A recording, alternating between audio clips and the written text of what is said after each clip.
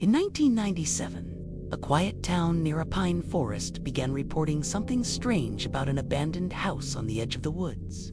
The house had belonged to a family that died in a fire in the early 1980s.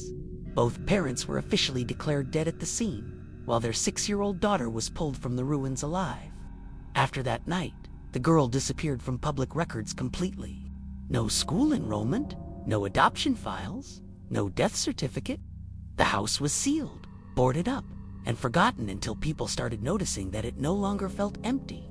Children walking home from school claimed the house could hear them. They said if you whispered toward it, the sound didn't fade the way echoes normally do. Instead, something inside seemed to wait, and then respond with slow, steady breathing. Parents dismissed the stories as imagination, until a 9-year-old boy named Daniel went missing. He was last seen near the house, carrying a small cassette recorder he used to collect sounds. When police finally entered the abandoned building, they found Daniel's shoes placed neatly beside the front door.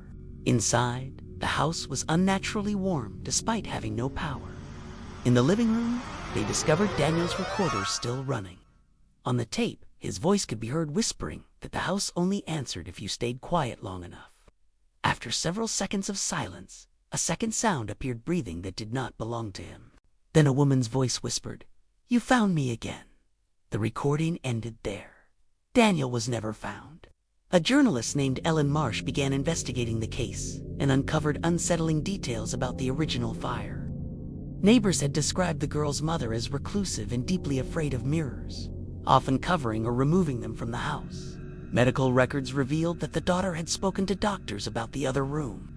And a woman who lived where reflections go, those records stopped abruptly weeks before the fire. Ellen entered the house alone one evening with audio equipment. She later wrote that the building felt alert, not haunted, as if it was aware of her presence. Her recorder captured strange echoes that returned too slowly and too clearly. In the hallway, she uncovered a cracked mirror hidden behind wooden boards. When she stood in front of it, her reflection moved a moment late. Her recorder then picked up a second voice behind her, calmly saying, "Neither are you." Ellen fled the house immediately. Authorities ordered the house demolished, but the night before the scheduled teardown, it burned down again. During the investigation, firefighters discovered hidden compartments inside the walls filled with children's belongings, shoes, hair ribbons, and partially burned photographs. Beneath the floor, they found a sealed room containing a bed and a woman who was still alive, though barely. Her eyes were scarred, as if something had once been sewn there and later removed. When questioned, the woman offered only one explanation. She said the children kept coming back to her. When asked why, she smiled and said, "Because I listened." She died 2 days later in custody. The case was closed soon after. But even today, hikers claim to find mirrors nailed to trees deep in the forest, clean, unbroken mirrors that seem to wait. And those who speak near them say something on the other side still listens.